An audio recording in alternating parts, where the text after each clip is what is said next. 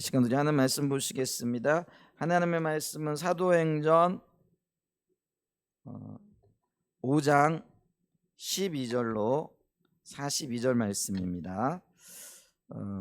사도행전 5장 12절로 42절 말씀인데 오늘 봉독은 12절에서 16절까지만 하도록 하겠습니다. 제가 봉독합니다. 사도들의 손을 통하여 민간의 표적과 기사가 많이 일어나매 믿는 사람이 다 마음을 같이하여 솔로몬 행각에 모이고 그 나머지는 감히 그들과 상종하는 사람이 없으나 백성이 칭송하더라. 믿고 주께로 나오는 자가 더 많으니 남녀의 큰 무리더라. 심지어 병든 사람을 메고 거리에 나가 침대와 요 위에 누이고 베드로가 지날 때에 혹 그의 그림자라도 누구에게나 덮일까 말하고 예루살렘 부근에 수많은 사람들도 모여 병든 사람과 더러운 귀신에게 괴로움 받는 사람을 데리고 와서 다 나음을 얻으니라. 아멘. 네, 5장 나머지 전체 부분을 함께 아울러서 사도들을 통한 표적과 능력을 받는 표적과 받은 능력이라는 제목으로 오늘 좀 말씀을 나누길 원합니다. 우리 지난 주간에 막 시작되어진 예루살렘 교회가 큰 위기를 맞았던 것들을 우리가 보았죠. 근데 그 위기가 아나니아와 삽비라라는 한 부부를 통해서 일어난 위기입니다. 이게 교회의 거룩성이 훼손되어지고 이제 거짓이 팽배하게 되어지는 이런 일들이 일어날 뻔한 사건이었죠. 그럴 때 성령이 개입하셔서 교회를 정결케 하시는, 그래서 이 예루살렘 교회가 또 초대교회가 위기를 극복하고 또 하나님의 행하심을 더 이렇게 추구하며 나가게 되어지는 계기가 되어졌던 것들을 보게 됩니다. 자, 그랬을 때 위기가 곧 기회라라는 우리 말들을 많이 하는데 예루살렘 교회 혹은 초대교회에 임했던 이 위기가 어떻게 기회로 연결되어졌고 더 놀라운 역사들이 일어났는가, 이런 부분들을 좀 살펴보기를 원합니다. 첫 번째, 예루살렘 교회에 사도들을 통한 표적과 기사가 더 많이 나타났다라는 것이죠. 그게 이제 오늘 읽은 12절과 16절에 이렇게 나타나 있는데요.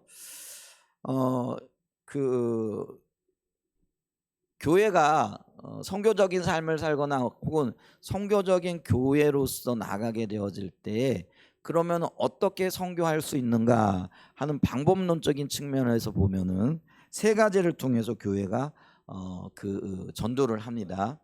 그 첫 번째가 뭐냐면 삶이고요. 그 다음에 두 번째가 행위입니다. 그리고 세 번째가 말이죠. 이 삶이라는 것은 뭐냐면은요, 하나님의 임재가 함께 하심으로 나타나게 되어지는 여러 가지 일들입니다. 여러분, 우리의 삶에 우리는 할 수 없지만은 하나님이 함께 하시게 되어지면은 가장 먼저는 우리의 인격이 빚어지게 되어지고 또 우리의 삶 가운데도 하나님의 능력이 함께하는 역사가 일어나잖아요. 그랬을 때 성령의 임재와 하나님의 함께하심으로 인격이 변화되어지고 그 변화되어진 인격이 우리의 생활 속에 묻어나는 거예요. 그걸 성경에서는 삶이라 이렇게 얘기를 하는 거죠. 자, 그랬을 때 이 사도들은요, 여러 가지 삶의 위기들 혹은 교회 가운데 닥쳐왔던, 어떤 면에서 보면 사도들은 예수님의 십자가를 지심부터 혹은 또 예수님을 전함으로 인하여 겪게 되어지는 여러 가지 고난과 고통을 겪게 되어지면서 많은 위기를 만나게 되어지죠. 그 다음에 그 위기 가운데는 핍박이 있고 또 박해가 있고 여러 가지 어떤 유무형의 고통들이 있었던 것들을 이렇게 보죠. 그런데도 불구하고 이 사도들은요, 성령의 충만함이, 이게 내적인 충만함이 함께 되어지니까 어떤 상황 가운데도 흔들리지 않게 되는 그런 일들이 일어나는 거죠. 여러분, 우리가 인생의 여러 가지 문제들을 만나게 되지만은 그 문제가 아니라요, 그 문제를 어떻게 극복하고 어떻게 대처하고 어떻게 바라보느냐가 사실은 더 큰 문제가 되어지잖아요.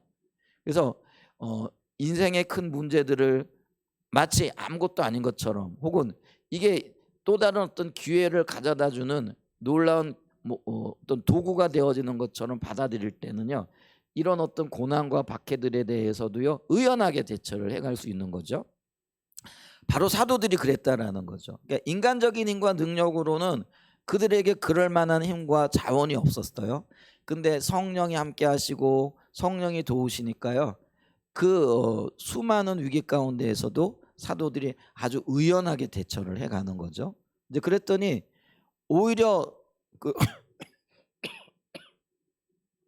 박해를 했던 사람들이 더 놀라는 모습들을 이렇게 보잖아요. 그러면서 그들이 뭐라고 얘기를 하냐면, 아니 우리가 알기로는 저 사람들은 배움도 없고 직업도 아주 미천했어요. 근데 그들이 볼 때는 배나 타고 어부로서 근건히 뭐 삶의 생계를 유지해가는 그런 사람들처럼 보여줬는데 어떻게 저렇게 의연할 수 있는가? 어떻게 저렇게 당당할 수 있는가? 어떻게 할 말 다 할 수 있는가 하는 이제 그런 의구심을 가질 정도로 그들의 모습이 당당했던 것을 보죠. 근데 우리는 여기서요 그들의 모습을 정말 누구보다도 잘 알잖아요. 그중에 베드로도 우리가 잘 알잖아요.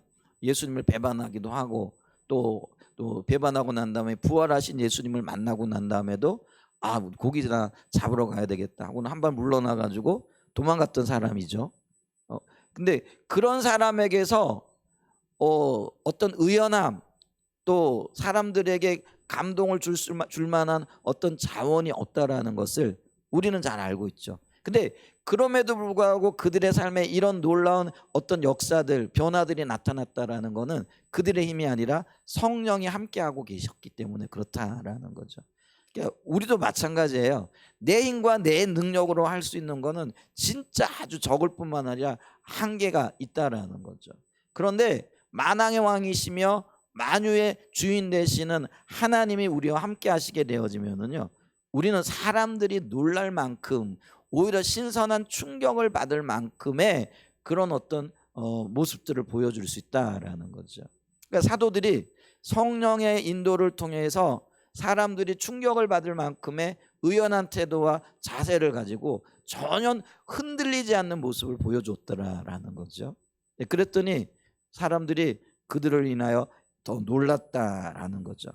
그게 이제 삶으로 하나님을 드러내고 나타내는 것이고요. 또 하나는 뭐냐면은요, 행위로 하나님을 나타내는 건데, 여기서 이 행위라는 거는요, 성령이 우리와 함께 하실 때에 내적인 충만함과 외적인 충만함이 있다라고 제가 여러 번 말씀을 드렸잖아요. 내적인 충만은 우리의 인격과 관련이 되어지고 성숙과 관련이 되어지는데, 외적인 충만은 뭐냐면은 성령의 기름 부음과 관련이 되어진다라는 거죠. 성령의 기름 부음이라는 거는 하나님이 함께 하심으로 능력이 부어지는 거예요. 능력이 부어진다라는 거는 예를 들면 이 사도들을 통하여 성령의 기름 부어지니까 귀신이 쫓겨나고 뿐만 아니라 병든 자들이 일어나고 심지어는 죽은 자들이 일어나는 거죠. 오늘 여기 보니까요, 베드로를 만나기만 해도, 베드로에게 병자들을 데리고 오기만 하여도 그 병자들이 다 치유되어지고 고침을 받았더라. 이게 성령의 강력한 기름 부음이 나타나니까 병자가 치유되어지고 귀신이 쫓겨나고 놀라운 표적과 기적이 따르게 되어지는 역사들이 있게 되어지는 거죠. 자, 사람들이 이런 기적과 표적을 보게 되어지면은요, 만문이 열리게 되어지는 거죠. 그러면서 도대체 이런 일들이 어떻게 일어났는가, 그리고 이 일을 행하시는 그 하나님이 어떤 분이신가 하고 관심을 가지게 되어지게 돼 있고요. 그들이 주님께로 돌아오게끔 되어져 있다라는 거죠. 자, 거기다가 이제 말로 하나님을 전해야 되는데 그건 뭐냐면은 복음이라는 거죠. 근데 그 복음이 뭐냐? 예수님이 우리의 왕이시라는 거예요. 그러니까 초대교회가 전했던 핵심적인 복음의 가장 큰 핵심은 뭐냐면은요, 예수가 하나님이시고 그 예수가 우리의 주인 되어진다라는 거죠. 이거를 끊임없이 전하게 되어질 때 우리의 창조주가 되시는 하나님, 그분이 우리 죄를 위해서 대신 죽어 주셨는데 그분은 바로 우리를 사랑하시는 우리의 왕이시다라는 이 말로 전해진 복음을 듣게 되어지면서 행위로 전해지고 아까 삶으로 전해진 이런 것들이 마치 삼위일체처럼 효력을 더 극대화하게 되어지는 효과를 발휘하게 되어졌다라는 있다라는 것들을 우리가 볼 수가 있죠. 그래서 이런 그 하나님께서 함께 하시는 놀라운 역사들, 그러니까 사도들을 통한 표적과 기적이 일어났던 것들은 성령이 함께 하시는 증거였다라는 거죠. 이런 것들을 통해서 교회가 오히려 위기를 기회로 삼고 더 든든하게 자라나게 되어지는 역사들이 있었다라는 거죠. 자, 12절을 좀 한번 볼까요? 12절 오늘 읽었던 말씀이잖아요. 사도들의 손을 통하여, 이 손을 통하여라는 거는 능력을 얘기하는 겁니다. 성령의 기름 부음을 통하여 하나님의 능력이 나타나는 거죠. 어떤 일이 나타나냐면 민간의 사람들에게 표적과 기사가 많이 일어나매, 그러니까 표적과 기사가 많이 일어나는데 어떤 표적과 기사들이 일어나느냐면요, 15절 좀 보죠. 15절에 보면 심지어 병든 사람을 메고 거리에 나가 침대와 요 위에 누이고 베드로가 지날 때 혹 그의 그림자라도 누구에게 덮일까 말하고. 놀라운 일이죠. 병자들, 환자들, 아픈 사람들, 그때 2000년 전에 오늘날처럼 병원이 많은 것도 아니고 약이 있는 것도 아니고 사람들은요 대부분 병 걸리면 그것 때문에 죽어갈 수밖에 없었던 거죠. 여러분, 우리나라 300년 전, 400년 전만 해도요 이런 의료시설 이런 것들이 없어요. 그래서 평균 수명이 굉장히 짧을 수밖에 없죠. 여러분, 조선 시대에 임금의 평균 수명이 40세래요. 그러니까 최고의 어떤 시설과 최고의 돌봄을 받았던 왕들의 평균 수명이 40세였대. 그러면 일반 백성들의 평균 수명은 어느 정도 될까요? 거기에 훨씬 못 미치는 거죠. 그게 제가 왜 이런 말씀을 드리냐면은 그만큼 열악하다라는 거예요. 그러면 병들면 대부분 죽을 수밖에 없는 거죠. 예를 들면 우리 지금 이빨이 아파요. 그러면은 뭐 이빨 아픈 것 때문에 오늘날 죽는 사람이 있어요, 없어요? 없어요. 근데 그 시절에는요 이빨 아픈데 그 이빨을 치료할 수 없기 때문에 이게 원인이 되어 가지고요 죽는 사람들이 부지기수였다라는 거죠. 어제 우리 얘기하다 보니까 아기 낳는 거 얘기하시더라고요. 뭐 우리 여성분들 다 아기를 낳았는데, 여러분 요즘 아기 낳다가 좀 표현이 좀 그래 죽는 경우 있어요, 없어요? 거의 없죠. 근데 저희 어머니 세대만 해도요 아기 낳다가 돌아가시는 분들 참 많았어요.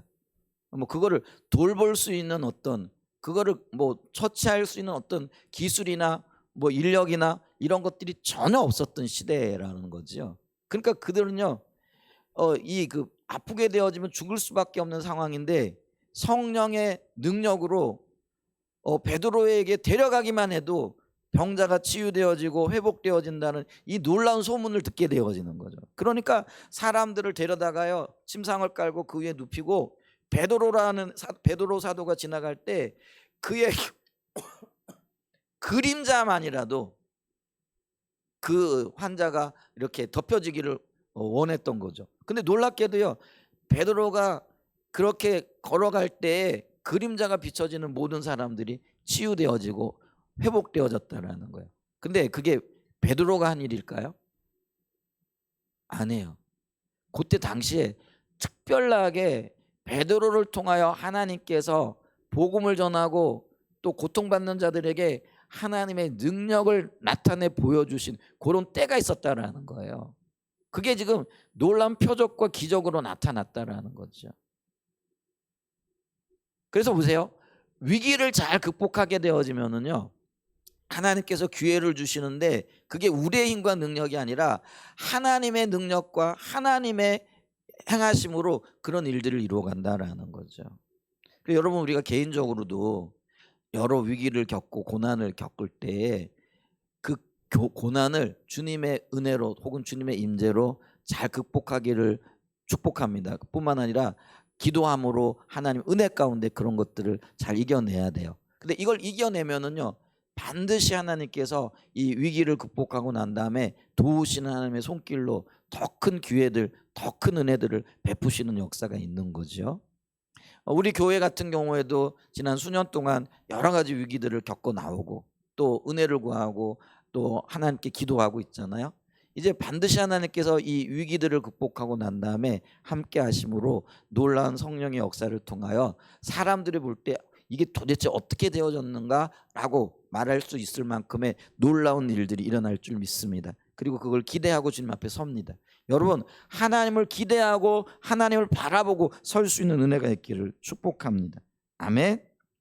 자, 그랬더니요, 그 베드로에게 그림자라도 밟힐까 하고 덮어뒀더니요, 16절에 보면은요, 예루살렘 부근에 수많은 사람들도 모여 병든 사람과 더러운 귀신, 이게 더러운 귀신이 건 영적인 문제를 얘기를 합니다. 심리적인 어떤 상태를 얘기를 하고 있고요. 여러분이 이게 오늘날에도 참 그렇잖아요.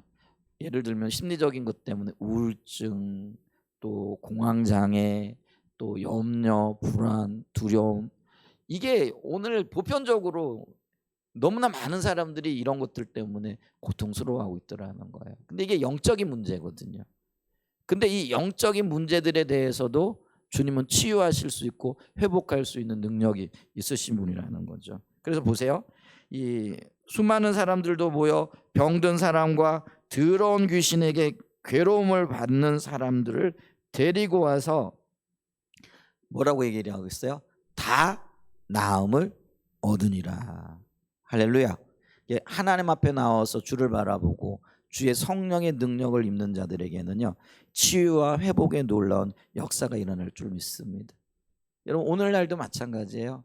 특별히 우울증, 또 불면증, 또 공황장애, 또 염려, 불안, 두려움, 이 모든 것들요, 우리 주님은 치유하실 수 있습니다. 그 주님을 바라보고 주님께 모든 것을 맡기고 주 안에서 진정한 평강과 안식을 얻을 수 있는 그런 은혜가 있기를 축복합니다. 아멘. 이런 놀라운 표적과 기적이 나타나게 되니까요, 그 결과로 더 많은 사람들에게 복음이 증가되어지고요, 그 중에 많은 사람들이 주께로 돌아오는 역사들이 있었다라는 거죠. 14절 보세요. 자, 이런 일들로 인하여 믿고 주께로 나오는 자가 더 많으니 남녀의 큰 무리더라, 이렇게 얘기를 하는 거죠. 여러분, 이 초대교회가요, 예루살렘 교회가 내부적인 위기를 극복한 거죠. 불신의 문제, 또 어떤 그런 그 정직의 문제, 뭐 이런 문제들이 다루어진 거라는 거죠. 근데 그런 것들 때문에 교회가 무너질 수 있는 그런 일 때문에요, 어쨌거나 사람이 둘씩이나 죽었다란 말이에요. 그랬을 때 이런 것들로 인하여 교회가 무너질 수 있는 위기 가운데 있었는데 성령의 능력으로 그걸 극복하고 나갔더니 더 큰 역사가 일어나고 더 놀라운 하나님의 일들이 일어나기 시작했다라는 거죠. 그래서 고난이 이게 축복이 되어지는 거예요. 그래서 어떤 면에서는 위기가 기회가 되어지는 거죠. 저와 여러분들이 위기 가운데, 고난 가운데 큰일 났다가 아니라 주님이 일하실 수 있도록 더 깨어 일어나고, 또 사도들처럼 더 의연하게 이 위기에 또 고난에 또 믿음으로 대처할 수 있는 그런 은혜가 있으시기를 예수님의 이름으로 축복하고 축원드립니다. 그래서 더 많은 표적과 기적들이 일어나고, 그것 때문에 남녀의 무리들이, 더 많은 숫자들이 교회에 더해짐으로 오히려 교회가요, 배가 되어질 뿐만 아니라 더 든든하게 세워지는 그런 역사들이 있었다라는 것이죠. 이 은혜가 우리의 가정과 교회 가운데도 함께하는 역사가 있기를 축복합니다. 그 다음에 계속 되어지는 사건들을 좀 보면요, 두 번째, 사도들의 투옥과 구출 장면이 나타납니다. 자, 이 일 있고 난 다음에요, 많은 사람들이 더해졌어요. 교회에는 큰 기쁨이었어요.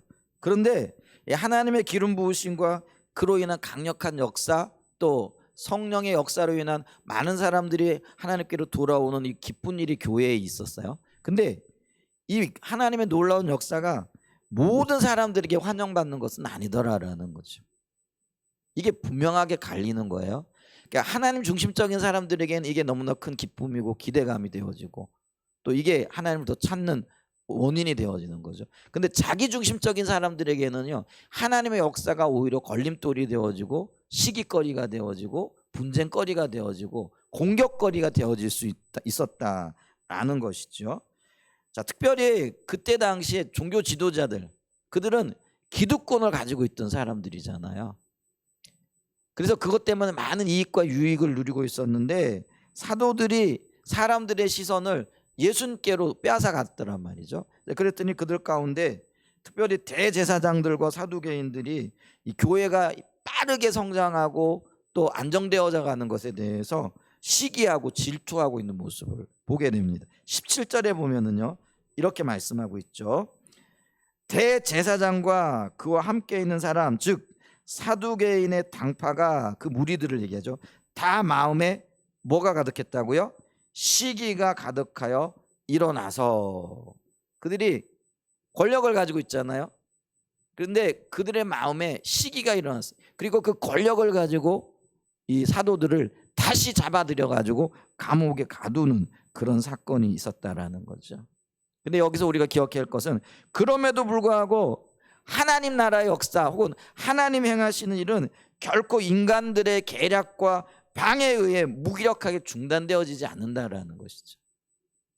하나님은 하나님의 일을 행하시고 하나님은 하나님의 뜻과 계획들을 오늘 이 시간에도 이루어가고 계시다라는 것을 우리가 믿음의 눈을 들어 바라볼 수 있는 은혜가 있기를 축복합니다. 그래서 보세요. 그들을 감옥에 가두었어요. 근데 하나님께서는요, 그걸 그대로 보시지 아니하고요, 특별한 기적과 이적을 그들에게 행하고 계시죠.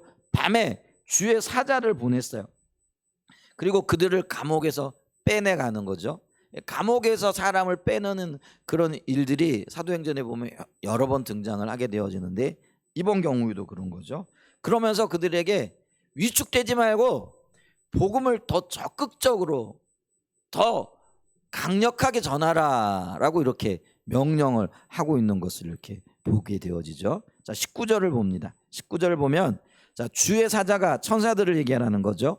영적인 존재를 얘기를 하는 거예요. 주의 사자가 밤에 사도들이 갇혀있던 감옥의 옥문을 열고 끌어내어 이르되, 이 얘기는요, 사도들도 이런 일이 일어날 거를 전혀 기대하지 않았다라는 거예요. 여러분, 우리가 하나님을 알고 하나님을 믿고 하나님을 따라갈 때요, 우리가 전혀 기대하지 않았던, 또 우리가 어떤 면에서는 도저히 알 수 없는 일들이 일어나는 거예요. 그런 일들이 일어나는 거예요. 우리 집사님 중에 한 분이 제가 아직도 기억에 나는데, 우리 교회가 재정적으로 굉장히 어려운 때가 있었잖아요. 그래서 교회가 유지되어질 수 있을까, 이제 그때 마침 이제 뭐 재정도 보시고 이렇게 하셨잖아요. 근데 이제 하나님께서 놀랍도록 교회를 인도하셨잖아요. 그러면서 이제 그런 고백을 하시는 걸 듣고 제가 인상 깊게 아직도 마음에 담아두고 있는 게 있는데, 그게 뭐냐면, 하나님을 믿고 나가면은 하나님은 이렇게 플러스 알파를 주시더라, 이런 거죠. 여러분, 우리 힘과 능력으로는요, 도저히 우리 살아갈 만한 힘을 얻을 수가 없어요. 근데 우리가 주님을 바라보고 주님을 의지하잖아요. 그러면 우리의 힘으로 할 수 없는 플러스 알파가 함께하는 거예요.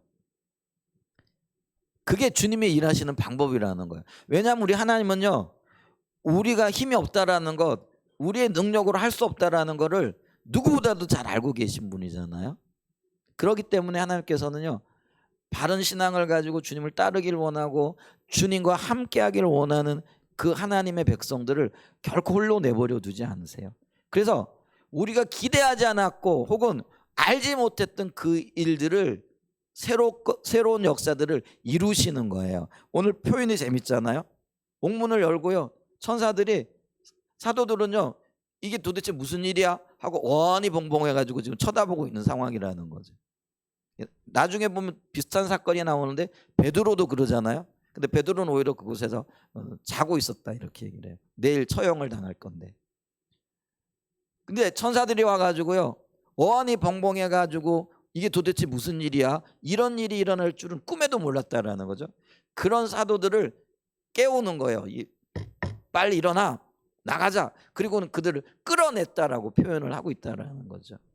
그 얘기는요, 전혀 기대하지 못했고 또 이런 일이 일어날 줄은 꿈에도 몰랐던 이런 역사들이, 그게 바로 플러스 알파의 역사예요. 주님은 우리의 삶에 플러스 알파의 역사를 이루고 계신 줄 믿습니다. 그 하나님을 바라보심으로 결코 낭망하거나 낙심하지 마세요. 지금 형편 가운데 혹은 지금 보여지는 것 때문에, 어떤 환경적인 요인들 때문에 낙심하지 마시기 바랍니다. 주님이 함께 하셔서 이루실 그 일들을 기대하고 바라볼 수 있는, 내가 감히 상상도 못하고 감히 기대하지도 않았던 그 놀라운 일들이 일어날 거라는 거예요. 아멘. 그 일이 지금 사도들을 통해 일어나는 거죠. 자, 그러면서 옥문을 열고 끌어내어 말하되 가서 성전에 서서 이 생명의 말씀을, 복음이 생명의 말씀이라는 거예요. 우리를 살리는 거라는 거죠. 이 생명의 말씀을 다 백성에게 말하라 하매, 이게 계속 전해라. 그리고 이런 놀라운 일들이 일어나고 있는 이유 중에 하나가 복음을 전하기 위함이잖아요. 그러면서 백성에게 말하라 하매 그들이 듣고 새벽에 성전에 들어가서 가르치더니, 여러분 성전에 새벽에 사람들이 있어봐야 얼마나 있겠어요? 우리 새벽 기도 하는데 새벽 기도할 때 사람 많을까요, 적을까요? 우리 게 많아요. 여러분들이 오시니까. 근데 일반적으로 새벽에 여러분 낮 예배 드린다 혹은 뭐 어떤 정해진 시간 예배 드리는 거하고 새벽 예배 드릴 때 사람들이 어느 쪽이 더 많을까요? 새벽 예배는 상대적으로 굉장히 적을 수밖에 없잖아요.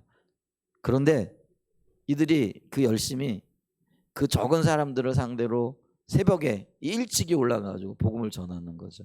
그게 열정이에요. 그리고 주님을 만난 사람들의 그 하나님의 은혜를 경험하고 놀라운 역사를 경험한 사람들에게 있어서는요, 전하지 않고는 견딜 수 없는 그런 열정들이 생겨나는 거죠. 원하기는요, 저와 여러분들의 삶에 하나님이 간섭하시고 일하셔서 하나님을 경험함으로 하나님을 전하지 않고는 견딜 수 없는 열정과 열망들이 저와 여러분들에게 부어지는 은혜가 있기를 축복합니다.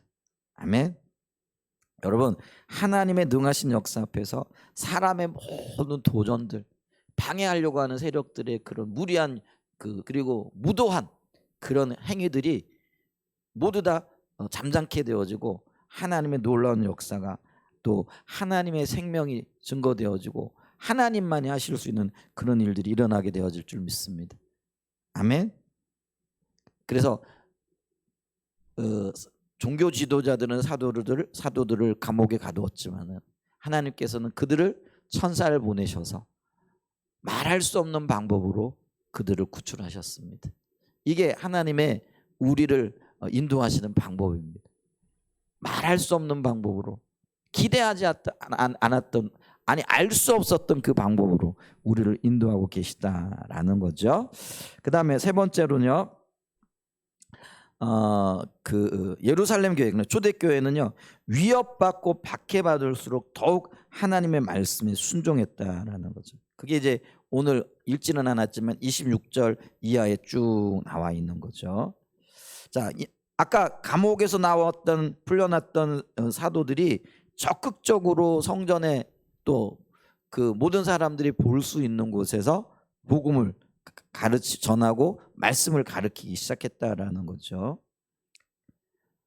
근데 이 종교 지도자들이 가만히 보니까요, 전하지 말라고 했는데 또 감옥에 가두었는데 이들이 어느새 감옥에서 나와가지고 복음을 전하고 있고, 이제 이런 일들을 보게 되죠. 이제 그랬더니 그들이 다시 사도들을 붙잡아가죠. 그리고 사내들인 공회, 그러니까 오늘날로 얘기하면은요, 의회 앞으로 그 청문회를 열었던 것 같아요.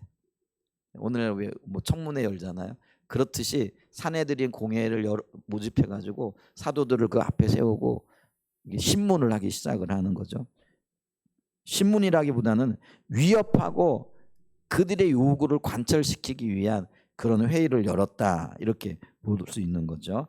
자, 27절에 이렇게 보면은요, 자, 사도들을 끌어다가 공회 앞에 세우니 대제사장이 물어 이르되 우리가 이 이름으로, 누구의 이름으로요? 예수의 이름으로 사람을 가르치지 말라고 엄금하였으되 너희가 너희 가르침을 예루살렘에 가득하게 하니 이 사람의 피를 우리에게 돌리고자 함이로다. 그러면서 위협하고 내가 너희들을 죽일 수도 있어 라는 어떤 그런 강력한 경고를 지금 하고 있는 거잖아요. 그랬더니 베드로가 29절에 뭐라고 얘기를 하느냐면은, 베드로와 사도들이 대답하여 이르되, 우리 같이 한번 읽어볼까요? 사람보다 하나님께 순종하는 것이 마땅하니라. 정말 이게요 엄청난 이야기예요. 지금 이 사람들은 나를 죽일 수도 있는 고난이 있는 사람들이에요. 근데 이런 사람들 앞에서 사도들과 베드로가 지금 뭐라고 얘기를 하고 있어요? 눈에 보이지 않는 하나님, 눈에 보이는 사람들. 근데 이 사람들은 나를 지금 죽일 수도 있는 고난이 있는 사람들이에요. 근데 하나님은 눈에 보이지도 않아요. 그런데 이들이 뭐예요? 사람 앞에서 사람보다 하나님께 순종하는 것이 마땅하지 않냐? 그게 옳은 거 아니냐? 그게 진리 아니냐? 그게 우리가 해야 될 일이 아니냐? 이런 태도와 자세가 도대체 어디서 나오느냐라는 거죠. 여러분, 주님을 깊이 만나지 못하면은요, 우리는 사람의 작은 비난, 누군가 우리가 뒤에서 뭐라 그럴까요? 이게 후욕만 해도, 그리고 후욕했다는 소리만 들어도 우리는 그 순간부터 어떻게 되죠? 이게 뒤집어지는 거죠. 그리고 막 마음이 흔들리기 시작을 하는 거죠. 근데 거기다 앞에다 대놓고 누가 뭐라 그럴까요? 이게 비난하는 소리도 했다 그러면은 진짜 우리는 뭐야? 뒤집어질 수밖에 없잖아요. 근데 보세요. 나를 죽일 수 있는 고난이 있는 그 대제사장들이 위협하고 방해하고 있는 그 가운데에서도 내가 당신들의 이야기 듣는 것보다 살아계신 하나님의 이야기를 듣는 것이 그게 합당하고 바른 것이다. 나는 하나님의 이야기를 듣겠다. 강력한 믿음의 선포고요. 그리고 하나님을 진정으로 만난 사람, 구원의 확신과 기쁨이 있는 사람, 하나님을 향한, 그리고 주님이 우리의 인도자가 되시고 우리의 생사 화복을 주관하신 분이라는 것에 대한 분명한 인식이 없이는요, 이런 고백이 나올 수가 없다라는 것이죠. 이런 사도 베드로와 사도들의 태도는요, 하나님의 말씀, 그들에게 뭐라고 말씀하셨느냐면 너희는 증인의 삶을 살라는 거죠. 그래서 우리가 사도행전 1장 8절에 보면은 성령이 너희에게 임하시면 너희가 권능을 받고 예루살렘과 온 유대와 그리고 사마리아 땅끝까지 이르러 내 증인이 되리라. 이게 증인이요, 이게 뭐냐면요, 있는 그대로를 전하는 사람들이잖아요. 근데 이 증인이란 말이 다른 말로 얘기하면은요, 순교란 말과 연결되어진다는 거죠. 여러분, 초대교회 성도들은요 증인의 삶을 살았어요. 그랬더니 그게 결국은 순교로 이어지는 거잖아요. 그러니까 이 증인이란 말은요, 어떤 면에서는요, 내가 죽는다라는 그런 의미인 거죠. 내가 보고 듣고 느끼고 또 때로는 경험했고 진리를 전하기 위해서는요, 죽음도 불사하겠다라는 그런 의미인 거죠. 그러니까 베드로와 사도들이요, 바로 그런 하나님의 말씀을 진리로 하라, 내가 증인의 삶을 살겠다라는 강력한 의지가 있었다라는 것들을 우리가 볼 수 있다라는 것이죠. 이게 얼마나 놀라운 일이냐라는 거죠. 이런 사도 베드로와 사도들의 어떤 삶의 자세는요, 오늘날 우리에게도 굉장히 필요해요. 우리도 이런 고민들을 하면서 결론을 내려야 돼요. 어떤 결론을 내리냐면 내가 세상을 따를 것인가 아니면 하나님을 따를 것인가, 세상의 인정을 갈망할 것인가 아니면 하나님의 인정을 우리가 갈망함으로 추구할 것인가. 이게 항상 어떤 면에서는 우리의 갈등이잖아요. 근데 이 갈등 속에서 우리는요, 하나님만이 생명이라는 분명한 인식 아래 내가 하나님 편을 택하겠다라는 결단들을 해내야 된다는 거죠. 그러니까 결단할 뿐만 아니라 그것이 우리의 삶의 행위로 드러나게 되어질 때 그곳에서 하나님께서 우리의 믿음을 보시고요, 믿음으로 나가는 자들에게 강력한 하나님의 은혜가 부어지는 거죠. 아브라함을 기억하시죠? 아브라함의 말씀에 순종하여 자녀를 번제로 드릴 때에 하나님께서 그걸 믿음으로 보셨다라는 거죠. 그러니까 믿음으로 반응했더니 자녀가 죽는 게 아니라 오히려 살아나게 되어지면서요, 더 놀라운 하나님의 역사들을 보게 되는 거잖아요. 여러분, 이게 역설의 진리예요. 주님이 우리에게 죽으라라고 말씀하십니다. 십자가를 지라라고 말씀하십니다. 근데 여러분, 주님이 우리를 죽이려고 죽으라 하시는 게 아니에요. 죽는 자리에 나갈 때 그게 사는 길이기 때문에 주님이 우리를 죽으라라고 얘기를 하는 거예요. 여러분, 이게 역설이에요. 이거를 이해를 해야 된다라는 거예요. 그러면서 우리가 이거를 기억해야 돼요. 한 알의 밀알이 땅에 떨어져요. 그러면 죽어야, 이게 썩어야 이 한 알의 밀알에서 수많은 열매들이 맺혀지는 거예요. 아멘? 근데 한 알의 밀알이 땅에 떨어졌는데 나 죽기 싫어, 안 썩어. 그러면은 여기서 열매가 맺혀져요, 안 맺혀져요? 안 맺혀지는 거예요. 여러분, 이게 역설이에요. 우리 믿음은요, 우리 신앙은 이 역설이에요. 주님이 나에게 죽으라고 말씀하세요. 십자가를 지라고 말씀하세요. 근데 그게 죽이기 위한 그런 하나님의 말씀이 아니라는 거예요. 그게 뭐냐면 살리기 위한 하나님의 말씀이라는 거예요. 그러니까 죽으라는 그 말 속에 살아나라는 하나님의 음성을 우리가 들어야 되고요. 하나님의 계획을 보아내야 된다는 거예요. 그게 바라는 것들의 실상이에요. 보지 못하는 것들의 증거라는 거예요. 그러니까 우리는요, 눈에 보이는 것, 손에 잡히는 것, 들리는 것만 가지고 판단하고 그걸 가지고 살아간다라는 거죠. 근데 주님은 우리에게 뭐예요? 우리의 눈에 보이지 않는 것들을 가지고 일하고 계시고요. 내 손에 잡히지 않는 것들을 가지고 일하고 계시는 분이라는 거예요. 그러니까 여러분, 죽음이 어떻게 삶이 되어지냐라는 거죠. 고난이 어떻게 유익이 되어지느냐라는 거죠. 이거는요, 역설의 문제라는 거예요. 그러니까 하나님의 문제라는 거예요. 그 진리를, 그 하나님의 우리를 향하신 계획들을 분명하게 보아낼 수 있는 은혜가 있으시기를 예수님의 이름으로 축복합니다. 아멘. 교부들 중에 이런 말씀을 하신 분이 있어요. 교회는 순교자의 피를 먹고 자란다 라는 말이 있어요. 자, 하나님 나라가 확장되어지고 하나님의 교회를 통한 선교의 열매가 맺혀지기 위해서는요, 어떤 고난과 어떤 역경 속에서도요, 이 역설의 하나님을 신뢰함으로 먼저 희생하고 먼저 죽고 먼저 하나님의 말씀에 순복하여 순종하여 나오는 것이 필요하다라는 거예요. 그게 핵심이에요. 주님은 오늘 우리에게 그걸 보기를 원하시는 거예요. 그리고 우리 주님이 먼저 그걸 본을 보여주셨다라는, 자신이 죽으심으로 그리고 자신이 부활하심으로 이 놀라운 진리들, 이 놀라운 역설의 진리들을 우리에게 보여주고 계시다라는 것들을 알고 계셔야 된다라는 거죠. 자, 사도들이 이런 자세와 태도를 가지고 나가요. 근데 이런 자세와 태도들이요, 세상 사람들이 볼 때는요, 더 화가 나는 거죠. 왜냐하면 자기들에겐 그게 없거든요. 여러분 보세요. 세상 사람들과 우리의 다른 점이 뭔지 아세요? 우리는요, 죽으면서도 기쁘게 죽을 수 있어요. 왜? 죽음이 끝이 아니라는 걸 알잖아요. 그게 부활로 다가오고요, 그게 생명이라는 걸 알거든요. 그러니까 이게 당당한 거예요. 근데 세상 사람들은요, 죽으면 끝이잖아요. 그들은 죽음이 끝이라고 생각을 해요. 죽음 이후에 소망이 없는 거죠.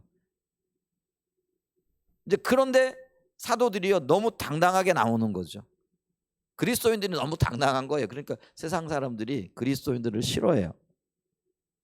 여기 보세요. 자기 중심적인 종교 지도자들이 사도들의 이런 믿음의 삶의 태도와 자세를 보고요, 뒤집어지는 거예요. 그래가지고 어떤 일들이 생겨나요? 33절 보세요. 33. 사내들인 지도자들이 이 사도들의 태도를 보고 화가 머리끝까지 났어요. 66절 보세요. 자, 같이 읽어볼까요? 시작. 그들이 듣고 크게 노하여 사도들을 없이하고자 할세. 죽이려고 계획하고, 예수님을 십자가에 못 박아 죽였던 것처럼 이 제자들도 이제 죽이려고 공모하고 계획하기 시작을 하는 거죠. 세상은 항상 이런 악한 일들을, 그들이 감당할 수 없을 때는 이런 일들을 계획하고 펼치는 것들을 보게 되어지죠. 근데 우리 주님은요, 반드시 피할 길을 여시는 분입니다. 우리 한번 따라서 해보죠. 우리 하나님은 반드시 피할 길을 여시는 분이다. 아까 역설의 하나님이라고 얘기를 했잖아요. 그래서 죽으면 죽으리라, 죽었어요? 살아났잖아요. 십자가를 졌어요. 그럼 십자가를 지는 고난 가운데 내버려 두시나요? 아니요. 반드시 불러 세우고 일으키신다라는 거죠. 그러니까 하나님은요, 하나님을 경외하는 자들에게 반드시 피할 길을 여시는 분이세요. 아멘. 오늘 그렇죠. 하나님은 사도들을 죽이려고 하는 그들의 손에서 피할 길을 열어주세요. 그 피할 길을 오히려 바리새인이었던 가말리엘을 통해서 열어가시는 거죠. 이 가말리엘이 누구냐면은요, 사도 바울의 스승이에요. 여기 등장하는 가말리엘이. 그리고 이 사람을요, 랍반이라고 이렇게 얘기를 해요. 보통 이게 종교 지도자들 중에 존경받는 사람들을 랍비라 이렇게 얘기를 해요. 예, 랍비라는 말을 많이 들어봤잖아요. 예, 랍비라는 거는 우리 선생님이라는 의미예요. 근데 이 랍반이라는 거는 랍비는 나의 선생님이라는 의미예요. 그러니까 교사로서 상당히 존경받는 사람들을 선생 대접, 그러니까 선생이라는 것이 굉장히 뭐랄까요, 먼저 태어났을 뿐만 아니라 알고 있고 우리를 지도할 수 있는 그런 어떤 능력이 있는 사람이라는 굉장히 존중의 의미를 가지고 있는 말이잖아요. 그래서 이 랍비라는 말은 나의 선생님이라는 의미예요. 근데 이 랍비들 중에 어떤 사람들은요, 랍반이라고 일컬어졌어요. 모두가 그런 어떤 칭호를 받은 건 아니에요. 아주 소수의 무리들만이, 소수의 이 랍비들만이 랍반이라는 어떤 호칭을 받았는데, 이 가말리엘이요, 랍반이라는 호칭을 받은 사람이에요. 이 랍반이라는 건 뭐냐면 우리 아버지, 우리 공동체의 선생님이라는 거예요. 그러니까 우리 아버지라는, 그러니까 나의 선생님이라는 랍비보다도 우리 공동체와 우리 민족의 스승이라는 그런 어떤 면에서 엄청난 영향력을 가진, 엄청난 어떤 면에서는요, 존중을 받는 사람인 거죠. 그래서 이 가말리엘이요, 바리새인으로서 공회 의장직을 감당하고 있었던 사람이라고 얘기를 하고 있고, 상당한 영향력을 미친 거죠. 하나님께서 근데 그의 마음을 여신 거예요. 근데 그가 뭐라고 얘기를 하느냐면은, 이 일이 하나님께로서 남았으면 우리가 아무리 뭐 수를 써도 상관 어떻게 할 수 없고, 오히려 하나님만을 대적할 수 있는 위험의 소지가 있으니까 그냥 내버려 둬라. 만약에 이들의 행위와 이들이 하는 일이 사람으로부터 나왔으면은 스스로 그냥 조금 반짝하다가 없어지게 될 거다. 그렇죠? 여러분, 사람의 일은요, 아무리 열정적이지만은요, 반짝하다가 사라져요. 근데 하나님이 시작하신 일은요, 갈수록 더 커지게 되어지는 역사가 있게 되어지는 거죠. 그러니까 그냥 가만히 내버려 둬라 하고 가말리엘이 이런 이야기를 하는 거죠. 여러분, 가말리엘이 의로웠기 때문에 이런 얘기를 했을까요? 이런 결론을 내렸을까요? 아니에요. 주님이 피할 길을 여신 거예요. 하나님이 그의 마음을 움직이시고 계신 거라는 거예요. 아멘. 우리가 그 증거를 어떻게 알 수 있어요? 가말리엘의 제자가 누구였어요? 사울이었잖아요. 사도 바울. 근데 요 일이 있고 난 다음에 얼마 안 지나가지고 가말리엘의 제자 중에 우수한 제자로 일컬어졌던 그 사울이 예수 믿는 사람들을 핍박하게 해가지고 잡아다가 감옥에 거두고 온갖 어려움을 다 일으키게 하잖아요. 주는 사람이잖아요. 이걸 봤을 때 이 가말리엘이라는 이 선생이 오늘 이런 이야기를 한 것이요, 이게 자연스러운 게 아니에요. 하나님께서 묘하게 상황들을 만들어 가신 거예요. 그 상황들 중에는요, 정치적인 상황들도 있고요, 또 어떤 면에서 보게 되어지면은요, 종교적인 상황도 있죠. 왜냐하면 그들 공회 의원은요, 그 사두개인들과 바리새인들이 대립하고 있었거든요. 근데 사두개인들은 어떤 사람들이에요? 부활도 없다, 내세도 없다, 뭐 아무것도 없다, 우리는 그냥 모세 오경에만 있는 말씀만 믿는다. 근데 바리새인들은 뭐예요? 부활도 있다, 영생도 있다, 우리 종교적인 그 모든 것들에 뭐 하나님의 음성도 들어야 돼. 이게 입장이 다른 거예요. 그러니까 그들이 서로 이렇게 대치하고 있는 상황 속에서 이 바리새인들의 입장인, 아까 가말리엘이 바리새인이라고 그랬잖아요. 근데 봤을 때는요, 부활을 얘기하죠. 뭐 그러니까 이게 자기들하고 별로 다른 게 없는 거죠. 그래서 이들을 보호하고 나선 거예요.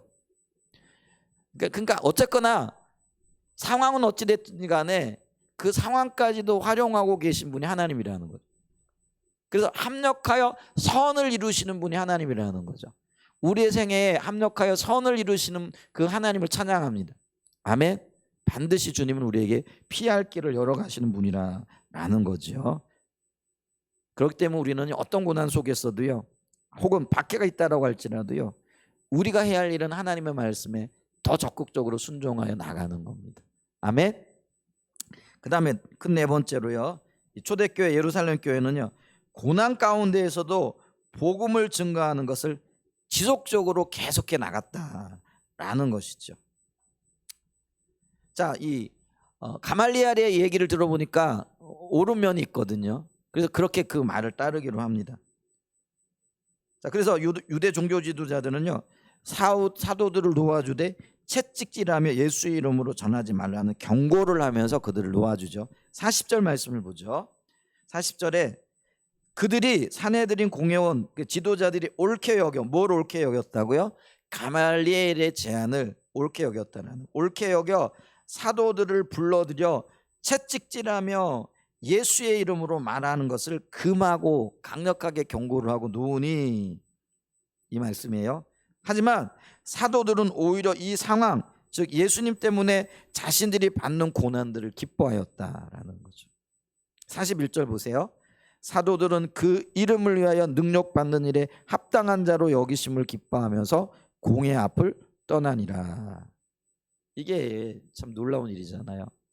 이게 세상 사람들과 다른 그리스도인들의 삶의 모습이라는 거예요. 그들은 오히려 고난받는 것을 기뻐하고 고난받는 것으로 인하여 감사했다라는 거예요. 왠지 아세요? 고난이 더 큰 영광으로 우리에게 오기 때문에 그래요. 아멘. 그래서 베드로전서 1장 7절에 보면 이렇게 얘기를 해요. 베드로전서 1장 7절 한번 볼까요? 자, 베드로전서 1장 7절. 자, 같이 한번 볼까요? 시작. 너희 믿음의 확실함은 불로 연단하여도 없어질 금보다 더 귀하여 예수 그리스도께서 나타나실 때 칭찬과 영광과 존귀를 얻게 할 것이라. 불로 연단하여도 없어지지 않을 거래요. 그리고 그것이 오히려 우리에게 뭘 가져다 준다라는 거예요? 칭찬과 영광과 존귀를 가져다 준다라는 거예요. 고난이, 역경이, 어려움들이 이런 놀라운 변화들을 또 상들을 가져다 줄 것이다 라는 것이죠.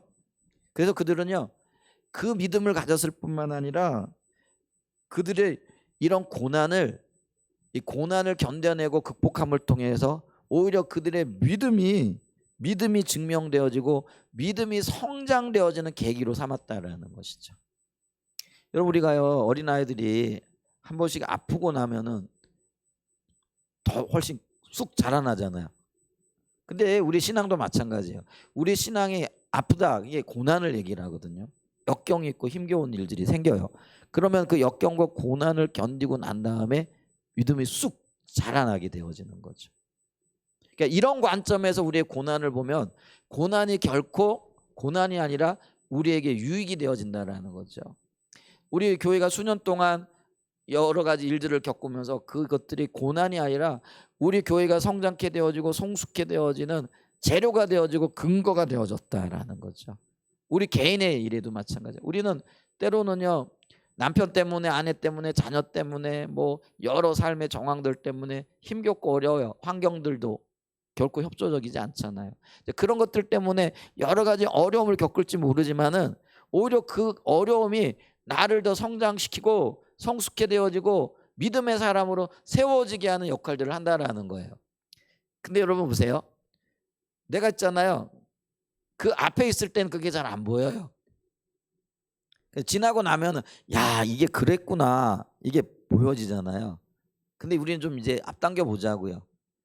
지금 이 현장에 있으면서도요, 우리가 장차 그 일을 겪고 난 다음에 돌아보고 느낄, 그리고 돌아보고 깨닫게 되어질 그것들을 믿음의 눈으로 지금 이 자리에서 현장에서 미리 보고 미리 느끼고 미리 즐거워하고 미리 기뻐하자고요. 아멘. 그럴 때 여기 우리의 얼굴에 웃음이 나오는 거예요. 여유가 생기는 거예요. 그리고 주님을 향한 기대감이 있는 거예요. 반드시 여러분 기억하시기 바랍니다. 내 인생에 그것이 어떠한 고통과 고난이라고 할지라도 주님은 반드시 피할 길을 여실 뿐만 아니라 그것이 합력하여 선을 이루어 내게 반드시 유익함이 되어진다라는 것이죠. 아멘. 안 믿겨지시나 봐요. 아멘 안 하시는데. 그 믿음의 눈으로 그걸 봐야 된다라는 거. 아멘. 주님은 반드시 피할 길을 여십니다. 그리고 그것이 반드시 내게 유익이 되어질 겁니다. 아멘. 그러니까 사도들도요, 그래서 고난 받는 그걸요 오히려 기뻐했다고요. 즐거워했다고요. 왜? 그들이 믿음의 눈을 보니까, 믿음의 눈으로 보니까 지금 당장은 그게 고난이지만은 그게 보여지더라는 거예요. 자, 그리고 난 다음에요. 이게 고난 후에 다가올 하나님의 복을, 칭찬과 영광과 그리고 그들의 믿음이 성장되어지고 성숙되어질 것들을 보게 되어지니까요. 이 고난 가운데서 42절의 행동이 나오는 거예요. 42절이. 자, 보세요. 42절 볼까요? 같이 한번 읽어볼까요? 시작. 그들이 날마다 성전에 있든지 집에 있든지 예수는 그리스도라고 가르치기와 전도하기를 그치지 아니하니라. 자, 보세요. 고난 가운데 또 위기 가운데 석방되어지고 난 다음에 사도들이 복음 사역에 대한 열정이 나타나 있다라는 거죠. 그들은 그 사역을 한시라도 중단할 수 없다라는 거죠. 여기 보면 날마다라는 거죠. 이 날마다라는 말은요, 매일 혹은 하루 종일이라는 그런 의미를 가지고 있다라는 거죠. 그래서 그들은요, 성전에 있든지 집에 있든지 뭐 쉬지 않고 복음을 전했다는, 매일 하루 종일 복음을 전했다라는 거죠. 근데 그들이 복음을 전하는 현장이 어디였느냐면요, 사내들인 공회가 있고요, 성전 경비원들이, 경비대들이 경계를 하고 있어요. 그래서 복음 전하다가 복음 전하지 말아라 그랬으니까 복음 전하고 있으면 잡아갈까요, 안 잡아갈까요? 바로 잡아갈 수 있는 그런 상황이었음에도 불구하고 예전처럼 조금도 위축되어지지 아니하고요, 공개적으로 복음을 전하였다라는 것이죠. 여기서 집집마다라는 표현이 나와요. 근데 이 집집마다라는 거는 구석구석, 온 예루살렘 구석구석 미치지 않는 곳이 없을 정도로 돌아다니면서 복음을 전했다라는 그런 의미가 되어진다라는 것이죠. 놀랍잖아요.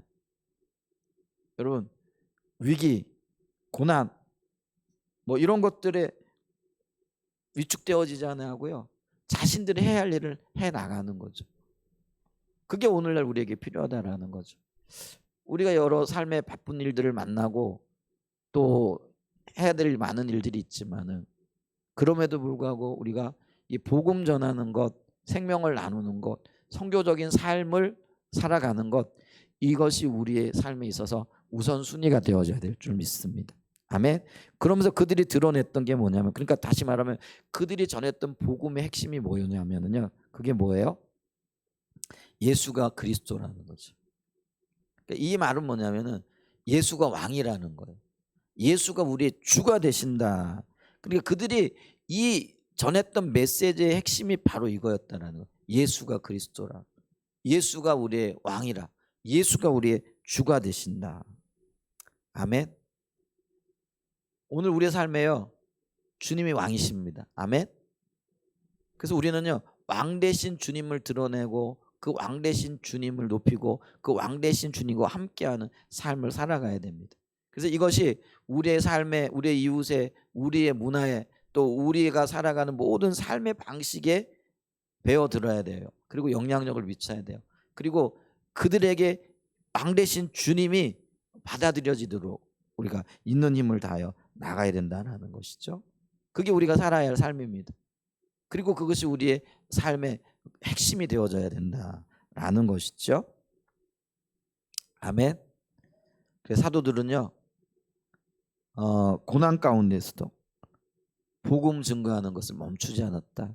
오늘 우리의 삶에서 선교적인 삶을 살아가는 이 영역에 있어서 우리의 중요성을, 또 그 어떤 삶의 중요성을 인식하고 이 삶을 살아가는 은혜가 있기를 축복합니다. 말씀을 좀 마무리하기를 원하는데요, 위기가 곧 기회입니다. 예루살렘 교회가 박해라는 큰 위기, 내적인 어떤 갈등, 이런 것들을 만나게 되어지죠. 그랬을 때 그들은요, 바른 삶을 통하여 주님과의 관계 가운데에서 내적인 충만과 외적인 충만을 통해서 인격적으로 성숙되어져 갔을 뿐만 아니라 그들의 삶에 주님만이 하실 수 있는 표적과 기적과 이적들을 나타냈다라는 거죠. 여러분, 표적과 기적과 이적은요, 주님의 일을 행할 때 주님의 뒷받침하시는 역사들이라는 거죠. 그리고 그들은요, 날마다 하나님의 간섭하심을 누리며 살았다라는 거죠. 그러니까 감옥에 갇혔을 때 주님은 내버려 주지 않고요, 그들을 간섭하세요. 피할 길을 여셨단 말이죠. 근데 그거는 사도들뿐만 아니라 오늘 우리에게도 주님이 일하시는 방법이고 또 간섭하심으로 우리를 새롭게 하고 계시다라는 것들을 기억해야 되겠죠. 그럴 때 더 그들이 말씀에 순종함으로 고난 가운데에서도 사람의 말, 사람의 눈치를 보는 것이 아니라 하나님의 뜻, 하나님의 진리를 붙잡고 나갔던 모습을 볼 수가 있죠. 그러면서 그들은요, 예수가 왕이라 이걸 외쳤습니다. 아멘. 이 사도들의 삶이 오늘 저와 여러분의 삶에 그대로 이렇게 인식될 뿐만 아니라 또 우리가 본보기 삼아서 살아갈 수 있는 은혜가 있기를 예수님의 이름으로 축복합니다. 아멘.